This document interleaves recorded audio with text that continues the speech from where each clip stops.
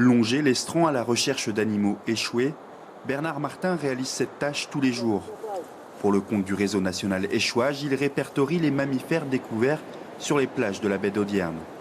Et cette année encore, ils sont de plus en plus nombreux, 137 depuis le 1er janvier, contre seulement 90 l'an passé.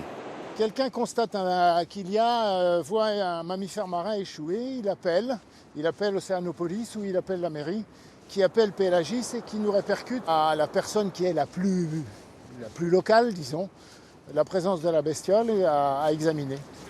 Aujourd'hui, l'animal est trop abîmé pour effectuer l'ensemble des analyses, mais les dents, les mensurations donnent des indications sur l'âge et l'état de santé de l'animal au moment de l'accident. La queue coupée, là, donne vite que c'est une capture accidentelle. En plus, il est bien costaud, bien gros. Donc c'est un animal qui était en pleine vie. Ces captures pourraient s'élever entre 6 000 et 10 000 dauphins chaque année. Difficile d'en avoir un chiffre précis, la plupart des carcasses n'atteignant jamais le rivage. Du côté des pêcheurs, on reconnaît une recrudescence des prises sans pour autant l'expliquer. L'effort de nos pêcheurs n'a pas augmenté.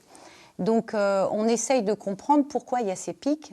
Et c'est ça l'enjeu, c'est de comprendre pourquoi tout d'un coup, les mêmes dauphins sur la même zone, le pêcheur va avoir des captures accidentelles alors que 15 jours auparavant, il n'en avait pas.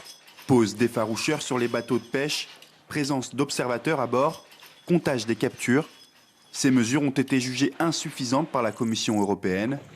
En juillet, elle a adressé une mise en demeure à la France.